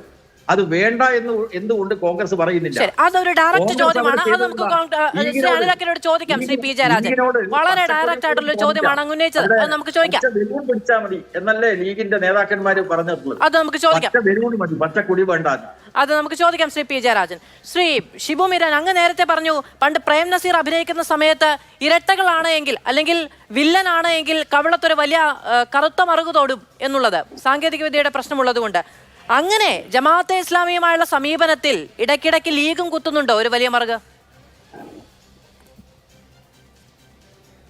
ഞാൻ മറുപടി പറയാം മാധു. ഈ ചർച്ചയാകെ കറങ്ങി തിരിഞ്ഞ ലീഗിലാണല്ലോ ഇപ്പോൾ. ഇവിടെ CPM-ന്റെ മുതിർന്ന നേതാവ് പി ജയരാജൻ, ഞാൻ മാധു, ഈ 2024 ഒക്ടോബർ മാസത്തിൽ നമ്മൾ ന്യൂനപക്ഷ തീവ്രവാദം മുഴുവൻ ലീഗ് മേച്ച് നടക്കുന്നു എന്ന് പറയുമ്പോൾ 2024 ഒക്ടോബറിൽ മാധു കേരളത്തിൽ ഒരു പുസ്തകം പുറത്തു വന്നു. ആ പുസ്തകത്തിൽ പറഞ്ഞിരുന്ന ഈ ISIS റിക്രൂട്ട്മെന്റ് നടക്കുന്നു, അതിനൊക്കെ ഈ അബ്ദുൽ നാസർ മഹദിനി വലിയ പങ്ക് വഹിച്ചിട്ടുണ്ട്. തടിയന്റെ വിട നസീർ എന്ന് പറയുന്ന ഭീകരവാദിക്ക് പോലും പ്രചോദനമായത് അബ്ദുൽ നാസർ മഹദിനിയുടെ പ്രസംഗങ്ങളാണ്. ഈ പുസ്തകം പുറത്തു വന്ന ഉടനെ അന്ന് കോഴിക്കോട്ട് PDP പ്രവർത്തകർ ഈ പുസ്തകം കത്തിച്ചു. ആ PDP പ്രവർത്തകർക്ക് കേസെടുത്തു. മാധു, മാസം കുറച്ചങ്ങോട്ട് കഴിഞ്ഞു, നവംബർ മാസം വന്നു. നവംബർ മാസം വന്നപ്പോൾ പാലക്കാട് ഉപതെരഞ്ഞെടുപ്പ് വന്നു. ഇതേ അബ്ദുൽ നാസർ മഹദിനിയുടെ PDP ഇടതുപക്ഷത്തിന് വോട്ട് കൊടുക്കാൻ തീരുമാനിച്ചു. കൊടുക്കാൻ ഇവർക്കും മടിയുണ്ടായില്ല, സ്വീകരിക്കാൻ മറ്റവർക്കും മടിയുണ്ടായില്ല. പുസ്തകം എഴുതിയ ആളിന്റെ പേര് ഞാൻ പറയുന്നില്ല, അദ്ദേഹം തന്നെയാണ് ഈ ചർച്ചയിൽ ഇവിടെ CPM-ന്റെ പ്രതിയായിട്ട് പങ്കെടുക്കുന്നത്. 2018 കൈവെട്ട് മുതലെടുത്തോ. ആ കൈവെട്ട് കേസ് നടന്നപ്പോൾ ലീഗ് എന്താ ചെയ്തത്? കേരളത്തിലെ മുഴുവൻ മുസ്ലിം സംഘടനകളെയും യോഗം, പാണക്കാട് അന്ന് ഞങ്ങളുടെ പാർട്ടി പ്രസിഡന്റായിരുന്ന സെയ്ദ് ഹൈദരലി ശിഹാബ് തങ്ങൾ വിളിച്ചുകൂട്ടി കൊടപ്പനക്കൽ. ആ മുസ്ലിം സംഘടനകളെ മുഴുവൻ ചേർത്തിരുത്തിയിട്ട് ഈ രാജ്യത്തിന്റെ പൊതുസമൂഹത്തോട് പറഞ്ഞു, ഇത് തെറ്റാണ്, മതപരമായി തെറ്റാണ്, രാഷ്ട്രീയപരമായി തെറ്റാണ്. ഈ കൈവെട്ടിയവരുടെ കൂടെ ഈ സമുദായമില്ല, ഈ സമുദായത്തെ നയിക്കുന്ന രാഷ്ട്രീയ പാർട്ടികളോ ഈ സമുദായത്തെ റെപ്രസെന്റ് ചെയ്യുന്ന മതസംഘടനകളോ ഇല്ല എന്ന് നിങ്ങൾ പറഞ്ഞു. മുനമ്പം ഇതുപോലെ മനുഷ്യരുടെ മനസ്സിലേക്ക് ഇങ്ങനെ ഇവർ എറിഞ്ഞു കൊടുത്തിട്ട് കാത്തിരിക്കുകയാണല്ലോ. ഇത് എപ്പോഴാണ് കാത്തിപ്പിടിക്കുന്നത്? ഒരു ഭാഗത്ത് കാസയുണ്ട്, വേറെ ഭാഗത്ത് RSS ഉണ്ട്. CPM ആണെങ്കിൽ ഇത് എപ്പോ ആളിക്കറം, അത് കെടുത്തുന്ന ഒരു പണിയില്ല. ഇവർ പരിഹസിക്കുന്ന പാണക്കാട്ട് തങ്ങൾ എന്താ ചെയ്തെന്നറിയോ? അദ്ദേഹം പാണക്കാട് നിന്ന് ഈ കൊച്ചിയിൽ വന്ന് ആ സഭാ നേതാക്കന്മാരെ കണ്ടു, അവരുടെ കൂടെ ഉണ്ട് എന്ന് പ്രഖ്യാപിച്ചു. മാർപ്പാപ്പയെ കണ്ടപ്പോൾ പോലും ആ വിഷയം ചർച്ചയ്ക്ക് മുഴുവൻ ആളിക്കെടുത്താൻ ശ്രമിച്ച പാരമ്പര്യമാണ്. താങ്കൾ സംസാരിക്കുമ്പോൾ ഞാൻ വരികയാണ് സഖാവ്, താങ്കൾ സംസാരിക്കുമ്പോൾ ഞാൻ നിശബ്ദനായിരുന്നു സഖാവ് പി ജയരാജൻ. താങ്കൾ എന്നേക്കാൾ എത്രയോ മുതിർന്ന ഒരു രാഷ്ട്രീയ നേതാവാണ്. താങ്കൾ സംസാരിക്കുമ്പോൾ ഞാൻ എത്ര നിശബ്ദനായിരുന്നു. എന്നേക്കാൾ എത്രയോ മുതിർന്ന രാഷ്ട്രീയ നേതാവാണ് ഞാൻ അതിലേക്കാണ് വരുന്നത്. ഞാൻ താങ്കൾ ഉന്നയിച്ച എല്ലാ കാര്യങ്ങളിലേക്കും എനിക്ക് സമയം അനുവദിക്കുന്നത്ര ഞാൻ വരും. അപ്പൊ ഇതാണ്, ഇതിനൊക്കെ ആളിക്കെടുത്തിയ സമയത്ത് കെടുത്താൻ ശ്രമിച്ച പാരമ്പര്യമാണ് ഞങ്ങളുടേത്. എന്റെ ചോദ്യം, ഹുക്കൂമത്തെ ഇസ്ലാമി, ജമാഅത്തെ ഇസ്ലാമി അന്നും മാറ്റിയിട്ടില്ല, ഇന്നും മാറ്റിയിട്ടില്ല. 77-ൽ ഈ ഹുക്കുമത്തെ ഉലാഹി ഉയർത്തിപ്പിടിക്കുന്ന മതരാഷ്ട്രവാദിയായ മൗദൂദിയുടെ വോട്ട് വാങ്ങിയത് തെറ്റ്. സഖാബെ, താങ്കളുടെ പാർട്ടിക്ക് പറയാൻ പറ്റുമോ? പിന്നീട് ഇങ്ങോട്ട് എത്രയോ തെരഞ്ഞെടുപ്പുകളിൽ വോട്ട് വാങ്ങി, തെറ്റ് പറയാൻ പറ്റുമോ? 2006-ൽ ഈ കേരളത്തിലെ 140 നിയോജകമണ്ഡലങ്ങളിലും ജമാഅത്തെ ഇസ്ലാമിയുടെ പിന്തുണ വാങ്ങിയാണ് നിങ്ങൾ അധികാരം പിടിച്ചത്. 2006-ൽ VS അച്യുതാനന്ദന്റെ കേരളത്തിലെ ഇടതുപക്ഷ ഗവൺമെന്റ് തെറ്റാണെന്ന് നിങ്ങൾ പറയോ? തീർന്നില്ല. 2011-ൽ കേരളത്തിലെ 127 മണ്ഡലങ്ങളിൽ ജമാഅത്തെ ഇസ്ലാമി നിങ്ങൾക്ക് വോട്ട് തന്നു. തെറ്റെന്ന് നിങ്ങൾ പറയോ? പറയില്ല. ഇത് പ്രണയപ്പകയാണ് മാധു. ഈ ജമാഅത്തെ ഇസ്ലാമിയുടെ SDP-യുടെ വോട്ട് തരാതരം പോലെ വാങ്ങിയവരായി ഇവര് ഞങ്ങളുടെ പിന്നാലെയും വന്നിട്ടുണ്ട്. വോട്ട് കിട്ടില്ല എന്ന് കണ്ടാൽ ഈ പുതിയ കാലത്തെ ചില കാമുകന്മാർ പിന്നാണ് നടത്തിട്ട് പെൺകുട്ടി നോ എന്ന് പറഞ്ഞാൽ പിന്നെ മുഖത്തേക്ക് ആസിഡ് ഒഴിക്കുന്ന പണിയുണ്ട് CPM-ന്. ആ പണിയാണ് ഇപ്പൊ സഖാവ് ജയരാജനും വിജയരാഘവനും ഒക്കെ എടുത്തുകൊണ്ടിരിക്കുന്നത്. വെമ്പായം പഞ്ചായത്ത്, മലപ്പുറത്തെ പറപ്പൂർ പഞ്ചായത്ത്, സഖാവ് അഭിമന്യുവിന്റെ ചങ്കു കുത്തിപ്പിളർത്ത SDPI-ക്കാരുടെ കൂടെ ചേർന്ന് നിങ്ങൾ ഭരിച്ചുകൊണ്ടിരിക്കുകയായിരുന്നു. പാർട്ടി സംസ്ഥാന സെക്രട്ടേറിയറ്റിന്റെ തീരുമാനം പോലും സഖാവ് ജയരാജൻ നടപ്പിലാക്കപ്പെട്ടില്ല. പിന്നെയും നിങ്ങളത് തുടർന്നു. ഞങ്ങൾ അതിനൊന്നും പോയവരല്ല. ഞങ്ങൾ കർശനമായ നിലപാട് ഇവരോട് സ്വീകരിച്ചവരാണ്. ഏറ്റവും ഒടുവിൽ PDP-യുടെ പിന്തുണ അടക്കം നിങ്ങൾ സ്വീകരിക്കുമ്പോൾ ഈ കാർഡ് മാറ്റി കളിക്കൽ, ഇതിന്റെ ഒരു ഇമ്പാക്ട് എന്താണെന്നറിയോ സഖാവ് ജയരാജൻ? ഇതിപ്പോ നിങ്ങൾ ഇതിൽ നിന്ന് ചിലപ്പോൾ നാളെ പിൻവലിച്ചേക്കാം. സഖാവ് ജയരാജനെ തിരുത്തിയേക്കാം. ഇന്നു മുതൽ ഉത്തരേന്ത്യയിൽ സംഘപരിവാർ ഏറ്റെടുക്കുകയാണ്. ടൈംസ് നൗ പോലെ മോഡിയുടെ മടിത്തട്ടിൽ കിടന്ന് RSSന് വിടുപണി ചെയ്യുന്ന ചാനലുകൾ, മാധ്യമങ്ങൾ, ഉത്തരേന്ത്യയിലെ സംഘപരിവാർ നേതാക്കന്മാർ, അവർക്കൊരു ആയുധം കൂടി നിങ്ങൾ കൊടുത്തിരുന്നു. ഒരു സമുദായത്തെ മുഴുവൻ കൂട്ടവിചാരണ നടത്തുന്ന അവർ സഖാവ് എ വിജയരാഘവന്റെ വാക്കുകൾ ഉപയോഗിച്ച് ഒരു സമുദായത്തെ ഭീകരവാദികൾ, അങ്ങനെ ആരോപണങ്ങൾ ഉന്നയിക്കുന്ന സമയത്ത് ശ്രീ ഷിബു മീരാൻ അതിനെ നിങ്ങൾ എങ്ങനെയാണ് പ്രതിരോധിച്ചതെന്ന് ചോദിക്കുന്നുണ്ട്. കൊടി വേണ്ട, ബലൂൺ മതി എന്ന് പറഞ്ഞപ്പോൾ നിങ്ങൾ അതിലേക്ക് ചുരുങ്ങിയില്ലേ എന്നൊരു ചോദ്യം ശ്രീ പി ജയരാജൻ മുന്നോട്ട് വെക്കുന്നുണ്ടായിരുന്നു. അപ്പോ അന്ന് കോൺഗ്രസ്സുകാർ ആർജവത്തോടെ അല്ലെങ്കിൽ UDF ആർജവത്തോടെ ഒരു തീരുമാനമെടുക്കുകയല്ല, അതിനെ ചെറുക്കുകയല്ല. അത്തരം കാര്യങ്ങൾക്ക് പിന്നാക്കം നിന്നിട്ടല്ല ഞങ്ങൾ മറുപടി പറയേണ്ടത്. ഞങ്ങൾ ജനാധിപത്യപരമായി പ്രവർത്തിക്കുന്ന രാഷ്ട്രീയ പാർട്ടികൾ എന്ന നിലയ്ക്കാണ്, ഞങ്ങളുടെ മുന്നണിയുടെ കൊടിയാണ് പാറിപ്പറക്കുന്നത് എന്ന രീതിക്ക് നിങ്ങൾ നിലപാടെടുത്തില്ല എന്നുള്ളതാണ് വിമർശനം CPM-ന്റെ. ആ വിമർശനം ഉന്നയിക്കാൻ CPM-ന് എന്താ അവകാശമുള്ളത്? ഞങ്ങളെ സംബന്ധിച്ചിടത്തോളം വയനാട്ടിൽ കോൺഗ്രസും മുസ്ലിം ലീഗും ഒറ്റക്കെട്ടായി, അത് ഒളിച്ചു വയ്ക്കാൻ കഴിയുന്ന ഒരു സഖ്യം. കൊടി ഉയർത്താത്തതുകൊണ്ട് ലീഗും കോൺഗ്രസും തമ്മിൽ സഖ്യത്തിലെന്ന് ആരെങ്കിലും വിചാരിക്കോ? അമേരിക്കയിൽ പോയില്ലേ രാഹുൽ ഗാന്ധി? അമേരിക്കയിൽ വെച്ച് അദ്ദേഹത്തോട് ചോദിച്ചില്ലേ ഈ ലീഗിനെ കുറിച്ച് നിങ്ങളുടെ അഭിപ്രായം? ഒരു വർഗീയ പാർട്ടിയല്ലേ? അമേരിക്കയിൽ വെച്ച് ലോകം കേൾക്കെ രാഹുൽ ഗാന്ധി മറുപടി കൊടുത്തില്ലേ? There is nothing communal about Muslim league എന്ന് ലോകം മുഴുവൻ കേട്ടതാണ്. ലീഗിനെ സംബന്ധിച്ച് വർഗീയമായിട്ട് ഒന്നുമില്ല, നിങ്ങൾ ആ പാർട്ടിയെ പഠിക്കാത്തത് കൊണ്ടാണ് എന്നാണ് പറഞ്ഞത്. ഒരു കാര്യത്തിൽ വ്യക്തമാണ്, ലീഗിനെ ചൊറിയുന്നതിലൊന്നും ഞങ്ങൾക്കൊരു വിരോധമില്ല. ഞങ്ങൾ ഇവരുടെ തലോടലേറ്റ് നിന്നവരല്ല, പൊരുതി നിന്നവർ തന്നെയാണ്, ഇനിയും പൊരുതി നിൽക്കും. പക്ഷേ ഈ കാർഡ് BJP ഉപയോഗിക്കുന്നത് കണ്ടിട്ട് പോലും നിങ്ങൾക്കൊരു കുറ്റബോധമില്ലെങ്കിൽ എനിക്ക് സഹതാപാണ് ഇപ്പോൾ CPM-നോട് തോന്നുന്നത്. EMS പറഞ്ഞൊരു വാചകമുണ്ട്, നമ്മുടെ വർഗശത്രുക്കൾ നമ്മളെക്കുറിച്ച് നല്ലത് പറഞ്ഞു തുടങ്ങിയാൽ, നമ്മുടെ വാക്കുകൾ ഏറ്റെടുക്കാൻ തുടങ്ങിയാൽ, തെറ്റുപറ്റിയോ എന്ന സഖാക്കളെ നിങ്ങൾ ആത്മവിമർശനം നടത്തിക്കൊള്ളൂ. ഉത്തരേന്ത്യയിൽ RSSകാരന് ഇവിടുത്തെ CPM നേതാവിന്റെ വാക്കുകൾ ഏറ്റെടുക്കാൻ തോന്നുന്നുവെങ്കിൽ CPM-ന് തെറ്റിയെന്ന് വിലയിരുത്താനാണ് യഥാർത്ഥത്തിൽ CPM തയ്യാറാകേണ്ടത്. വയനാട്ടിലെ 111 ബൂത്തുകളിൽ LDF 3-ാം സ്ഥാനത്താണ് എന്നുകൂടി മനസ്സിലാക്കിക്കോ. വോട്ട് പോയത് BJPക്കാണ്, ആ വോട്ട് പോയത് CPM-ന്റെ കയ്യിൽ നിന്നാണ്. ജയിച്ചു പറയുന്നത് ചേലക്കരയിൽ എത്ര വോട്ടാ പോയത്? 16,000 വോട്ട് കുറഞ്ഞു LDF-ന്, 9,000 വോട്ട് BJPക്കും പോയി, 7,000 വോട്ട് ഞങ്ങൾക്ക്. ശ്രീ അനിലക്കര, ഇത് നോക്കുമ്പോ വയനാട്ടിലെ ജനങ്ങൾ വോട്ട് ചെയ്തിട്ടാണ് എന്ന് മാത്രമേ പറയാൻ കഴിയുള്ളൂ. കാരണം സിംഹഭാഗം വോട്ടുകളും കുത്തിച്ചേർന്ന് വയനാടൻ ചുരം പോലെ കയറിപ്പോയ ഭൂരിപക്ഷം കൊണ്ടാണ് പ്രിയങ്ക ഗാന്ധിയും രാഹുൽ ഗാന്ധിയും ഒക്കെ ഇവിടെ നിന്ന് ലോക്സഭയിലേക്ക് പോയിട്ടുള്ളത്. അപ്പോൾ ഈ പറയുന്ന കാര്യങ്ങളോട്, ഈ പറയുന്ന രാഷ്ട്രീയത്തെ, ഈ വിമർശനങ്ങളെ മുൻപും കേട്ടിട്ടുള്ള ജനങ്ങൾ തന്നെയല്ലേ വീണ്ടും ആർജവത്തോടെ വോട്ട് ചെയ്തത്? അതിൽ SDP-യുടെ വോട്ടുണ്ട് എങ്കിൽ, അതിൽ ജമാഅത്തെ ഇസ്ലാമിയുടെ വോട്ടുണ്ട് എങ്കിൽ, അതിൽ ജനാധിപത്യ വിശ്വാസികളുടെ വോട്ടുകളുമുണ്ട്. അതിനെ അല്ലെങ്കിൽ SDP-ക്കും ജമാഅത്തെ ഇസ്ലാമിക്കും എത്ര വോട്ടുണ്ട് കേരളത്തിൽ? അല്ലത് ഇത് വളരെ കൃത്യമില്ല. ഞാൻ നേരത്തെ പറഞ്ഞല്ലോ, ഇത് CPM-ന്റെ ഒരു അജണ്ടയാണ് എന്ന് ശ്രീ PJ കൂടി അത് കയ്യൊപ്പ് വെച്ചോടി നമുക്ക് തീരുമാനമായി. നേരത്തെ പറഞ്ഞ പോലെ തന്നെ A വിജയരാഘവന്റെ ചില കോമാളി സ്റ്റേറ്റ്മെന്റിൽ നിന്നും വളരെ വ്യത്യസ്തമായി ഇത് ആസൂത്രിതമാണ് എന്നുള്ളത് നേരത്തെ മുഖ്യമന്ത്രിയുടെ ഹിന്ദു ദിനപത്രത്തിന് കൊടുത്ത ഇന്റർവ്യൂ, അതിനുശേഷം അൻവറിന്റെ വിഷയം വന്നപ്പോൾ മലപ്പുറവുമായി ബന്ധപ്പെട്ട് വന്ന സ്റ്റേറ്റ്മെന്റുകൾ, അങ്ങനെ തുടർച്ചയായി ഇത്തരത്തിലുള്ള വിഷയങ്ങൾ വന്നു.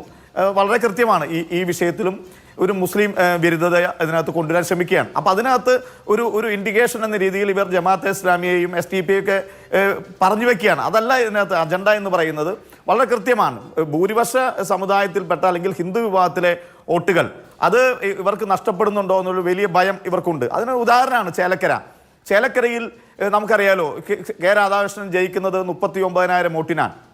ഇത്തവണ പ്രദീപ് 10,000-ലേക്ക് താഴ്ന്നു എന്നുള്ളത് നമുക്ക് എല്ലാവർക്കും മനസ്സിലായതാണ്. അപ്പം അതിനകത്ത് നമുക്ക് വന്ന UDF-ന് വന്ന ഏതാണ്ട് 8,000-ഓളം വോട്ടുകൾ, അതുപോലെ തന്നെ BJP-യിലേക്ക് പോയ 9,000-ഓളം വോട്ടുകൾ, അത് സ്വാഭാവികമായി അത് കണക്ക് കൂട്ടുമ്പോൾ ഹിന്ദു വിഭാഗത്തിൽപ്പെട്ട വോട്ടുകൾ അത് BJP-യിലേക്ക് പോകുന്നു എന്നൊരു ഭയം CPM-നുണ്ട് എന്നുള്ള യാഥാർത്ഥ്യമാണ്. അപ്പം അതിനെ മറികടക്കുക എന്നുള്ളതാണ്. പിന്നെ ദേശീയ രാഷ്ട്രീയത്തിൽ രാഹുൽ ഗാന്ധിയുടെ നേതൃത്വത്തിൽ പിന്നെ പ്രതിപക്ഷ നേതാവ് എന്ന രീതിയിലേക്ക് വരികയും 3 നമ്പറിലേക്ക് ഇന്ത്യൻ പാർലമെന്റ് അങ്ങോട്ട് ഡയറക്റ്റായി ചോദിക്കുന്ന ഒരു ചോദ്യം എന്ന് പറയുന്നത്, നിങ്ങൾക്ക് എന്തുകൊണ്ട് പ്രതിപക്ഷ നേതാവിന് അല്ലെങ്കിൽ കോൺഗ്രസിന് സംശയലേശമന്യേ കേരളത്തിന്റെ പൊതുസമൂഹത്തോട് പിന്നീടൊരു ഈ പറയുന്ന വിജയാഹ്ലാദമൊക്കെ നടത്താനുള്ള ധാർമ്മികമായ അടിത്തറ ഈ പറയുന്ന ശക്തികൾക്ക് കൊടുക്കാത്ത വണ്ണം ഞങ്ങൾക്ക് വേണ്ട എന്ന് പറയാൻ കഴിയാത്തത് എന്തുകൊണ്ടാണ് എന്ന്? അതായത് മാധു ഒരു പത്രപ്രവർത്തകയാണ്, പിന്നെ പത്രങ്ങൾ വായിക്കുന്ന ഒരാളായിരിക്കും, അല്ലെങ്കിൽ വാർത്തകൾ കാണുന്ന ഒരാളായിരിക്കും. ഓർമ്മക്കുറവ് ഉണ്ടോ എന്ന് എനിക്ക് മാധു ഈ ചോദിച്ചപ്പോൾ എനിക്കും സംശയമായി. അല്ല, എന്റെ ചോദ്യമല്ല, പി ജയരാജൻ ചോദിച്ച ചോദ്യമാണ്. പി ജയരാജന്റെ ചോദ്യമാണ്, നിങ്ങൾക്ക് എന്തുകൊണ്ട് ഇത് വേണ്ട എന്ന് വെക്കുന്നത്. ഞാൻ ഈ പറയുന്ന എന്റെ സ്റ്റേറ്റ്മെന്റുകളല്ല ഇവിടെ നടത്തുന്നത്. നിങ്ങളുടെ എതിർ രാഷ്ട്രീയ ചേരിയിലുള്ളവരുടെ ചോദ്യങ്ങളായി നിങ്ങളോട് നൽകുന്നു എന്നേ. മനസ്സിലായി. അതെ, ഞാനത് കൃത്യമായി മറുപടി പറയാം. മറ്റ് CPM പാനലിസ്റ്റുകൾ വന്ന് തർക്കമുണ്ടാക്കുന്ന പോലെ ഞാൻ മാധുവായി തർക്കത്തിനില്ല. ഇവിടെ ഈ ക്വസ്റ്റ്യൻ കുറെ കാലങ്ങളായി ഇവർ ഉന്നയിക്കുന്നതാണ്.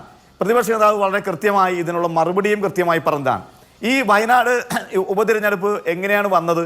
നമുക്കറിയാലോ, രാഹുൽ ഗാന്ധി 2 സീറ്റിൽ മത്സരിച്ചു. റായ്ബറേലിയിൽ അദ്ദേഹത്തിന് വലിയ ഭൂരിപക്ഷം കിട്ടി. അതിന്റെ ഭാഗമായിട്ട് അദ്ദേഹം റിസൈൻ ചെയ്തപ്പോഴാണ് ഈ തെരഞ്ഞെടുപ്പ് വന്നത്. അപ്പോൾ രാഹുൽ ഗാന്ധി മത്സരിച്ച തെരഞ്ഞെടുപ്പ് കാലത്ത് ഓർമ്മയുണ്ടല്ലോ, ആ തെരഞ്ഞെടുപ്പ് കാലത്ത് SDPI പരസ്യമായി അവർ UDF-നെ പിന്തുണ പ്രഖ്യാപിച്ച് നമുക്ക് എല്ലാവർക്കും അറിയാവുന്ന കാര്യമാണ്. അത് ഇനി ഒരു വാക്കാലുള്ള സ്റ്റേറ്റ്മെന്റ് വേണ്ട എന്നതിന് അപ്പുറത്തേക്ക് പ്രതിപക്ഷ നേതാവ് കൃത്യമായി ഈ തെരഞ്ഞെടുപ്പിൽ ഞങ്ങൾക്ക് RSSന്റെയും SDPIയുടെയും വോട്ട് വേണ്ട എന്നുള്ള സ്റ്റേറ്റ്മെന്റ് കേരളത്തിലെ എല്ലാ പത്ര ഓഫീസുകൾക്കും എല്ലാ മാധ്യമ പ്രവർത്തകർക്കും ഒക്കെ കൃത്യമായി തന്നതാണ്. ഞങ്ങൾ പിന്നീട് ആ സ്റ്റേറ്റ്മെന്റ് തിരുത്തിയിട്ടില്ല എന്ന് ഞങ്ങൾ അന്നും ഇന്നും പറയുന്നതല്ലേ. ഞങ്ങൾ അന്ന് 2024 പാർലമെന്റ് തെരഞ്ഞെടുപ്പിൽ വളരെ കൃത്യമായി SDPIയുടെ വോട്ട് ഞങ്ങൾക്ക് വേണ്ട, RSSന്റെ വോട്ട് ഞങ്ങൾക്ക് വേണ്ട എന്ന് പ്രതിപക്ഷ നേതാവ് സ്റ്റേറ്റ്മെന്റായി നിങ്ങൾക്ക് എല്ലാവർക്കും തന്നതല്ലേ. ആ സ്റ്റേറ്റ്മെന്റ് ഞങ്ങൾ തിരുത്തിയത് നിങ്ങൾ എവിടെയും കണ്ടോ? ഞങ്ങൾ ആ സ്റ്റേറ്റ്മെന്റ് തുടരുകയാണ് എന്ന് കൃത്യമായി ഞങ്ങൾ ആ തെരഞ്ഞെടുപ്പിൽ ഞങ്ങൾ കൃത്യമായി പറഞ്ഞതല്ലേ.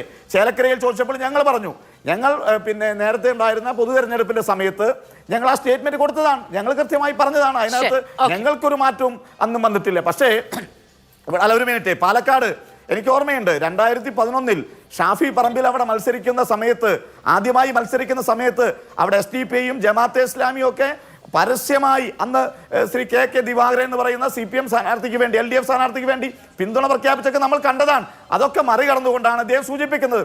ആദ്യത്തെ കൂത്തുപറമ്പ് തെരഞ്ഞെടുപ്പിൽ പിണറായി വിജയൻ RSSന്റെ പിന്തുണ കൂടിയല്ലേ മത്സരിച്ചത്. ഇതൊക്കെ അറിയാവുന്ന കാര്യമല്ലേ. ഞാൻ ചോദിച്ച ഡയറക്റ്റായി ഞാനൊരു ചോദ്യം ചോദിച്ചു, സൈതാലിയെ കൊന്ന ആ കേസിലെ പ്രതിയായ ഈ ശങ്കരനാരായണൻ എങ്ങനെയാണ് ബാബു ബാലുശ്ശേരിയായത്? ഒന്ന് പറയട്ടെ. അദ്ദേഹവും അപകടങ്ങൾ അല്ലെങ്കിൽ ചില അക്രമങ്ങളുടെ ഭാഗമായി ജീവിച്ചിരിക്കുന്ന രക്തസാക്ഷി പോലെ നടക്കുന്ന P ജയരാജനെ, ഈ സൈതാലിയെ ഓർമ്മയില്ലേ? ഈ ബാബു ബാലുശ്ശേരി ഓർമ്മയില്ലേ? ശങ്കരനാരായണൻ ഓർമ്മയില്ലേ? അതിന്റെ ഡയറക്റ്റ് ക്വസ്റ്റ്യൻ അദ്ദേഹം ഒന്ന് മറുപടി പറയട്ടെ. CPM പാർട്ടി എടുത്ത തീരുമാനമാണോ? രക്തസാക്ഷിയുടെ അങ്ങനെ ജീവൻ കൊടുത്തും ജീവിതം കൊടുത്തും ചെറുത്തതാണ് ഇവിടെ വർഗീയതയെന്ന്, അതിലേക്കാണ് ശ്രീ അനിലക്കര ഒരു ചോദ്യം ഉന്നയിക്കുന്നത്. അങ്ങനെ അതിന് മറുപടി പറയുമെന്ന് ഞാൻ വിചാരിക്കുകയും. ഡോക്ടർ B ജയരാജ്, ഇപ്പൊ അങ്ങ് നേരത്തെ പറഞ്ഞു രാഹുൽ ഗാന്ധിയും പ്രിയങ്ക ഗാന്ധിയും ഓടി വന്നു എന്നുള്ളത്. ആ പരാമർശം രാഷ്ട്രീയമായി നടത്താം, പക്ഷേ എന്തുകൊണ്ടാണ് വയനാട് ഇത്ര ഉയർന്ന ഭൂരിപക്ഷം അവർക്ക് കൊടുക്കുന്നത്? ലോക്സഭാ തെരഞ്ഞെടുപ്പിൽ നമ്മുടെ പാറ്റേൺ, കേരളത്തിൽ നടക്കുന്ന വോട്ടിംഗ് പാറ്റേൺ എന്ന് പറയുന്നത് സംഘപരിവാർ വിരുദ്ധമാണ് എന്നത് പറഞ്ഞു തരേണ്ടതില്ലല്ലോ. അപ്പോൾ അങ്ങനെ സംഘപരിവാർ വിരുദ്ധ വോട്ടുകളാണ് ഇവർ സമാഹരിക്കുന്നത്. ആ രാഷ്ട്രീയം തന്നെയല്ലേ CPM-ഉം ഇടതുമുന്നണിയും പറയുന്നത്? തീർച്ചയായും സംഘപരിവാർ വിരുദ്ധ രാഷ്ട്രീയം തന്നെയാണ്. ശ്രീ P ജയരാജൻ, ഞാൻ അങ്ങിലേക്ക് വരാം. ഈ ചോദ്യം ഇവിടെയായിരുന്നു, പറയൂ. സംഘപരിവാർ വിരുദ്ധ രാഷ്ട്രീയം തന്നെയാണ്. അതിനേക്കാളും ഉപരിയായിട്ട് ഈ രാഹുൽ ഗാന്ധി ഈ ഗാന്ധി കുടുംബത്തിൻ്റെ ഒരു പ്രത്യേകത എന്ന് പറയുന്നത് അവർ കുറേ വർഷങ്ങളായിട്ട് ഒരു കോൺസ്റ്റിറ്റ്യൂഷണൽ മൊണാർക്കി എന്നുള്ള രീതിയിലാണ് കാര്യങ്ങൾ കൈകാര്യം ചെയ്തുകൊണ്ടിരിക്കുന്നത്. അതുകൊണ്ട് അങ്ങനെ ജനതയുടെ മനസ്സിൽ അങ്ങനെ ഒരു ഇമേജറി ഉണ്ടായത് കൊണ്ടാണ് വീണ്ടും കേരളത്തിലെ കോൺഗ്രസ്സുകാർ അവരെ ഇവിടെ കൊണ്ടുവന്ന് പരീക്ഷിക്കുന്നതും അതിലൂടെ കുറുക്കു വഴിയിലൂടെ അധികാരത്തിലെത്താമെന്നുള്ള ശ്രമങ്ങൾ നടത്തുന്നതും. അത് ഇനി അധികം നടക്കും തോന്നുന്നില്ല. കാര്യം അതിൻ്റെ മാക്സിമമായി. ഇനി അവരെവിടെ ഒന്ന് മത്സരിക്കുമെന്നോ ഇനി ഇവിടെ എന്തെങ്കിലും ചെയ്യുമെന്നോ ഉള്ള ജനങ്ങൾ മനസ്സിലാക്കുമ്പോഴത്തേക്ക് ആ ഒരു ഫാൻ ബേസ് ഒക്കെ അങ്ങനെ ഒരു ചിന്തയുണ്ടെങ്കിൽ എങ്ങനെയാണ് രാഹുൽ ഗാന്ധിക്ക് കൊടുത്തതിനേക്കാൾ കൂടുതൽ ഭൂരിപക്ഷം പ്രിയങ്കയ്ക്ക് കൊടുക്കുന്നത്? രാഹുൽ ഗാന്ധി ആണെങ്കിലും പ്രിയങ്ക ഗാന്ധി ആണെങ്കിലും വൺ ടൈം എക്സ്പെരിമെന്റ് ആണ്. അത് കഴിയുമ്പോഴത്തേക്കും ജനങ്ങൾക്ക് ആ ഒരു ഇതങ്ങ് പോകും. 2ാം തവണയും രാഹുൽ അവിടെ നിന്നാണല്ലോ വിജയിച്ചതിൽ സാങ്കേതികമായ പ്രശ്നം ഇട്ടൊക്കെ പറയുന്നത്. ഞാൻ വരാം. ശ്രീ P ജയരാജൻ, എന്താ ഇപ്പോൾ ബാബു പാലിശ്ശേരിയുടെ കാര്യത്തിൽ സഖാവ് കുഞ്ഞാലിയുടെ മരണവുമായി ബന്ധപ്പെട്ട് വിവാദങ്ങൾക്ക് ശേഷം ആര്യാടൻ മുഹമ്മദ് CPM-ൽ ഇടതുമുന്നണിയിൽ മന്ത്രിയായതുമായി ബന്ധപ്പെട്ടൊക്കെ നമ്മൾ ഈ രക്തസാക്ഷികളുടെ വീരചരിത്രം പറയുമ്പോൾ അവരുടെ ചോര ഊറ്റിയവരോടുള്ള സമീപനത്തെക്കുറിച്ച് ചോദിക്കുന്നു ശ്രീ അനിലക്കര. അല്ല, CPM-ന്റെ ഭാഗമായി ജീവാർപ്പണം ചെയ്ത രക്തസാക്ഷികളെ ഇപ്പോഴും ഞങ്ങൾ ആദരിക്കുന്നുണ്ട്, അനുസ്മരണം നടത്തുന്നുണ്ട്. ആ രക്തസാക്ഷികളെ സൃഷ്ടിച്ചത്, അവരെ കൊലപ്പെടുത്തിയത് ഒരു ഭാഗത്ത് കോൺഗ്രസ് ആണ്, മറ്റൊന്ന് BJP ആണ്, RSS BJP ആണ്. അവർക്കെതിരായിട്ട് നിലപാട് സ്വീകരിച്ചുകൊണ്ട് പഴയ നിലപാട് മാറ്റി വന്നിട്ടുള്ളവരെ ഞങ്ങൾ സ്വീകരിച്ചിട്ടുണ്ട്. ഇവിടെ കോൺഗ്രസിന്റെ പ്രതിനിധി ഇതൊക്കെ പറയുന്ന നേരത്ത് കഴിഞ്ഞ പാലക്കാട് തെരഞ്ഞെടുപ്പിന്റെ സമയത്ത് സന്ദീപ് വാര്യരെ സ്വീകരിച്ചല്ലോ. അദ്ദേഹം എന്താ പറഞ്ഞത്? ഗോഡ്സെ ചെയ്ത കുറ്റം എന്താണ്? ചെറിയ കുറ്റമേ ഉള്ളൂ, ഗാന്ധിയെ ചെറുതായിട്ടൊന്ന് വെടിവെച്ചു. അല്ല അത് ശ്രീ പി ജയരാജൻ അത് ആ ചർച്ചയിൽ അദ്ദേഹം നടത്തിയ ആ ചർച്ച അത് മോഡറേറ്റ് ചെയ്ത ആങ്കർ തന്നെ കേരള സമൂഹത്തോട് പറഞ്ഞിട്ടുണ്ട് അത് അദ്ദേഹം പറഞ്ഞതല്ല എന്നുള്ളത്.